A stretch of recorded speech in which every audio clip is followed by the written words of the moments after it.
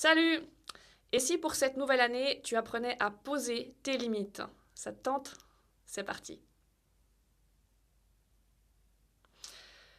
J'ai remarqué que beaucoup de gens ont tendance à confondre les demandes, les limites et les menaces. Or, c'est vraiment crucial de bien distinguer les trois. Et pour que tu sois sûr de plus jamais confondre, je vais t'expliquer la différence entre ces trois concepts avec une mise en situation très simple. Imagine, si ce n'est pas le cas, que tu fasses la lessive pour ta famille.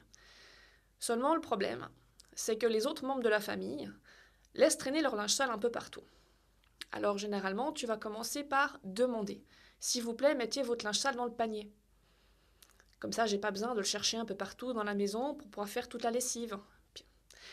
Et tu demandes et ça fonctionne pas forcément. Des fois, ça peut suffire. Il y a des gens qui écoutent les demandes et qui font de leur mieux pour y répondre.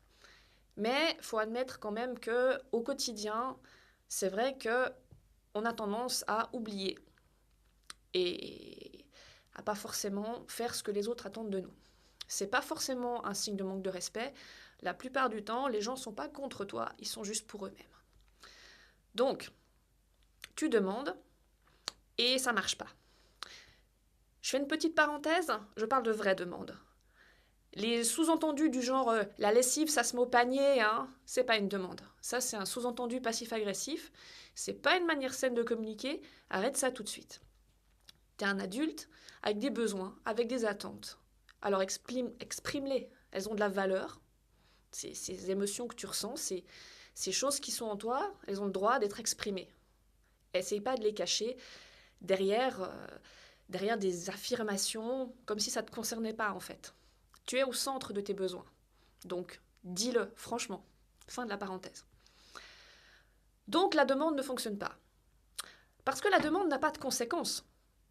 Donc, elle est entièrement, la réussite de ce que vous avez demandé dépend uniquement de la bonne volonté de ceux qui écoutent.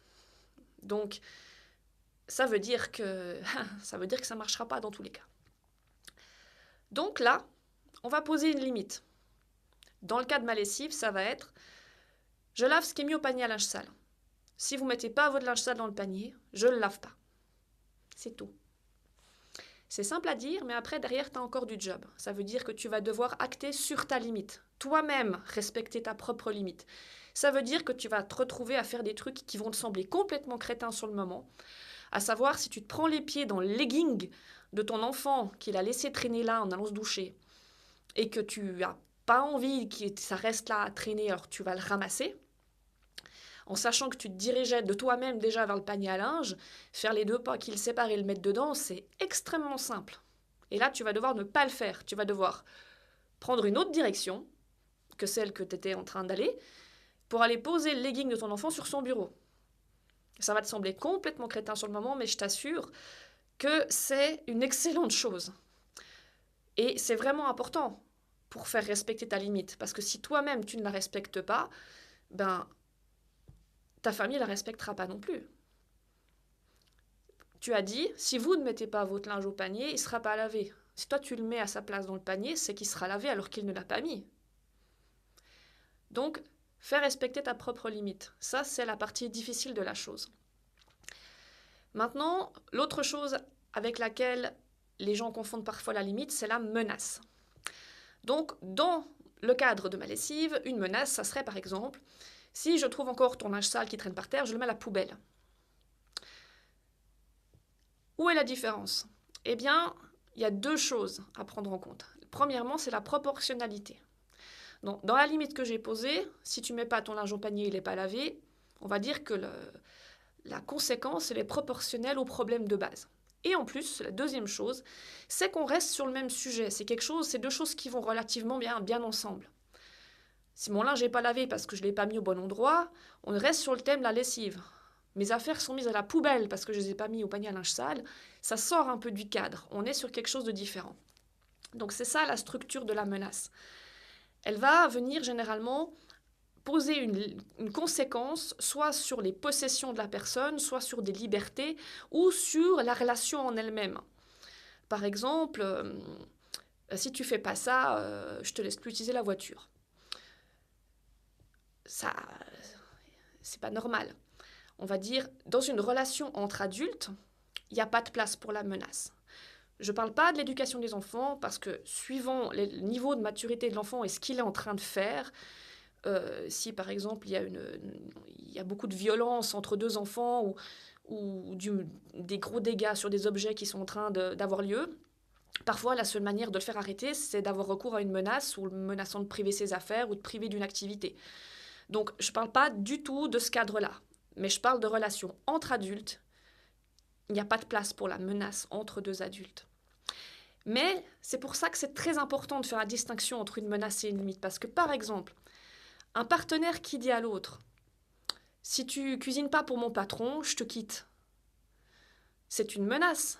Mais un partenaire qui dit à l'autre « Si tu me trompes, je te quitte », c'est une limite. Pourquoi ?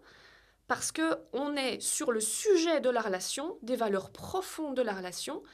Et ce que ce partenaire est en train de dire, c'est « Pour moi, l'infidélité, c'est quelque chose de tellement inacceptable que si tu fais ça, je ne peux plus être en relation avec toi. Pour moi, si tu fais ça, ça abîme notre relation. » Donc c'est pour ça que c'est très important de savoir de quoi on parle.